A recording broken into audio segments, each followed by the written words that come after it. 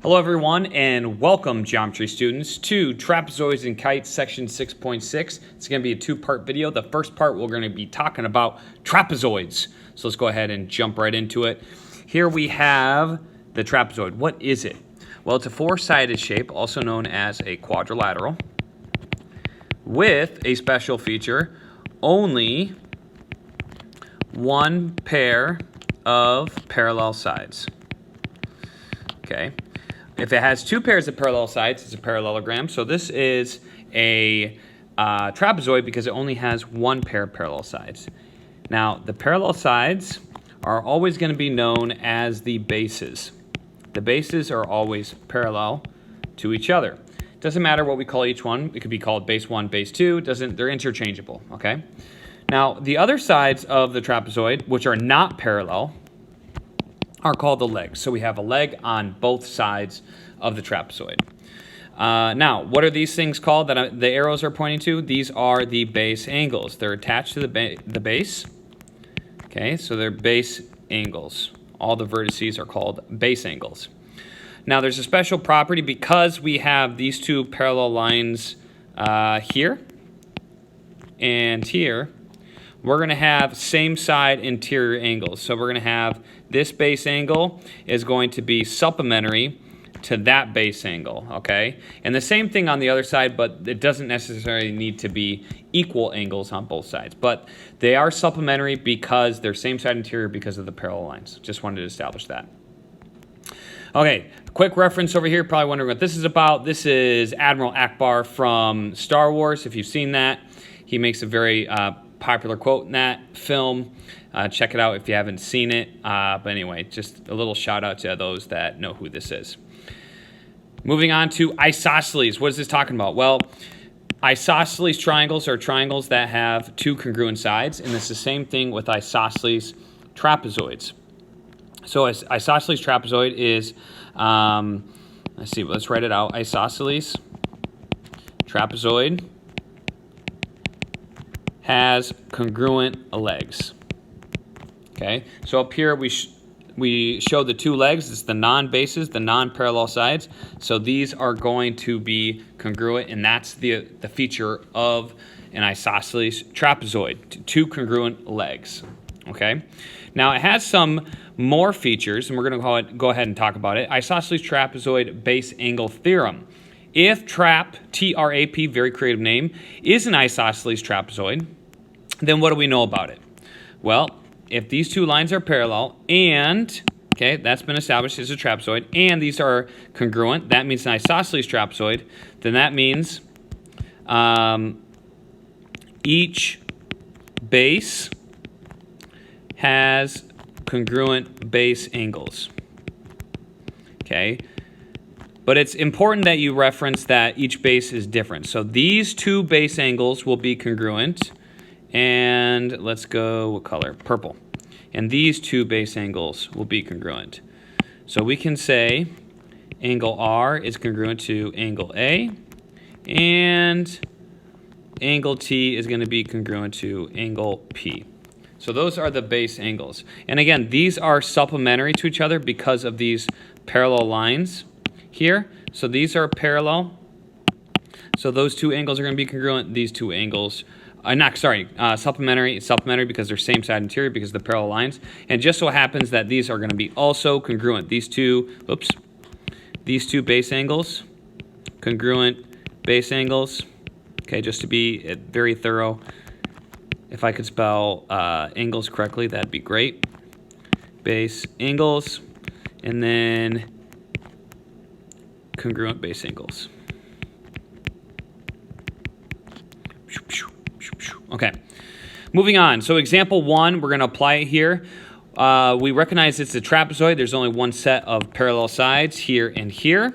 So we know it's a trapezoid. We know it's isosceles because those two sides are congruent. So what do we know about angle C? Well, it's on the same base. Here's the base, the bottom base. We know this is going to be equal to 65 degrees. So this is 65 degrees. We also know that these two angles need to be same side interior because of the parallel lines. So these need to be supplementary. So we can say 65 degrees plus A is going to be equal to 180. We subtract 65 from both sides, and we get A equals 115 degrees. 115 degrees. And because that's 115, then that means B is also going to be 115 because these two angles are the same base angles. If we have this base here, this is a base angle, that is a base angle, and they need to be congruent in isosceles trapezoids. So that is our final answer. Okay, moving on to another isosceles trapezoid theorem. More application. If, what color did I use above? Just want to make sure I'm consistent, that green color. If TRAP, very creative name, is an isosceles trapezoid, then what? Then, this is another cool feature. Actually, this is a feature of a rectangle also.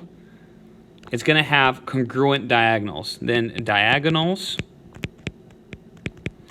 are congruent. Okay, so remember in a rectangle, the diagonals were congruent. It's going to be the same thing in an isosceles trapezoid. It's got parallel sides with the opposite sides congruent when we're talking about the legs. So it's very similar to a rectangle in that regard, even though the two bases are not the same length, but the diagonals are going to be congruent. Okay, there's one more feature here of an isosceles trapezoid. So if, actually this is not an isosceles trapezoid, this is just any trapezoid. So maybe just write any here, just so you don't get confused. Also, you notice that the legs are not shown to be congruent. That's important. So if, okay, and the conditions for this are that if M and N are midpoints, and I'm going to change this color in a second, midpoints of, are midpoints. I'm just going to say midpoints, okay? I'll say, I'm just going to say midpoints. Change my mind. Okay, so I'm going to change this color, though, to this green color. Style, green. And it's obvious this has to be in a trapezoid, by the way, okay, in case you didn't know. So midpoints, I'm designated that they're midpoints by those segments there. Then what can we say? We can say that this line, I'm going to change the color here, MN, segment NN, is equal to 1/2 of, I'm going to change it to green, YZ, segment YZ, plus segment XV. Okay, what does that mean? Well, if you take this base and you add it to this base and divide it by 2, essentially you're finding the average of the bases to find the length of this one. Okay, if it's a mid-segment, okay, if MN are midpoints, aka if MN is a mid-segment, that's another way to say that, then it's going to be half the length of the sum of YZ and XV. Or, this is probably the best way to say it, mid-segment, okay, of a trapezoid, is equal to 1/2 base 1 plus base 2. Okay, this is probably the best way to write it, most succinct and precise way. So you add the bases together, divide by 2. That's just the way to find the average length. Okay, if it's halfway in between, if it's the middle, then it's going to be half the sum of those two lengths. So fairly, I mean, it makes sense in terms of algebra, and it's great that it applies equally to geometry as well. So we're moving on to example 2, find x. Well, we need to have this given, so I should have wrote this in earlier, but those need to be congruent segments. This needs to be displayed as parallel, just to be clear. Otherwise, you wouldn't be able to find what x is, other than just like, there it is, you know, that's finding x. But anyway, we have our two bases here and here, okay? We know they're bases because they're the two parallel segments. And because this is parallel, because that's a mid-segment, that also means this is parallel. That was a property from a previous chapter. I think it was chapter 4 or 5 in geometry, for those that are using the same book I'm using.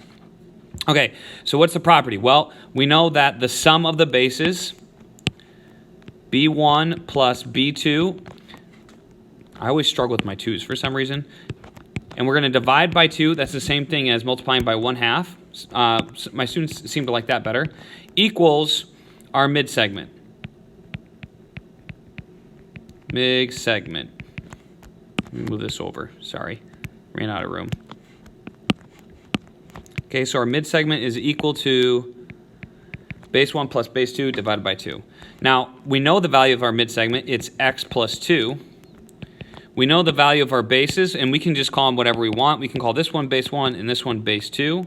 Not too important as long as we are consistent with our labeling. 4x minus 10 is base 1 plus base 2, which is 8. And we're going to divide that by 2. Okay? Now, what I would do, just to make it more simple, is I'm going to get rid of the fraction by multiplying both sides by 2. Let me do a different color, just so you see that I'm doing operations on this now. This is your initial setup. There's multiple ways to solve this. This is my favorite way to solve it, is multiplying by 2 to get rid of the fraction first. I put that in parentheses because anytime you have addition, you're going to have to distribute. So I get 2x plus 2 equals, and this cancels, so I'm left with 4x minus 10 plus 8. Really, I should do minus 10 plus 8 first. I'll simplify that now. So I get 4x minus 2. I'm going to subtract 2x from both sides to combine like terms, and I get 2 equals 2x minus 2. I'm going to add 2 to both sides. Lots of 2's involved. 4 equals 2x divided by 2. Again with the 2, x equals 2. Lots of 2's.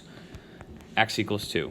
So find x. We found it. There it is. It's also equal to 2. Sorry. And now, if we wanted to find the lengths, we would just plug in that value. We'd get 4 times 2 minus 10.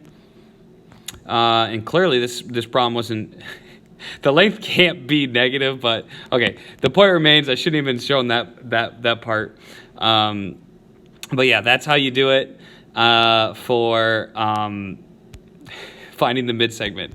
Join us next time when we talk about kites. It's going to be a rather short video. Looking forward to seeing you there.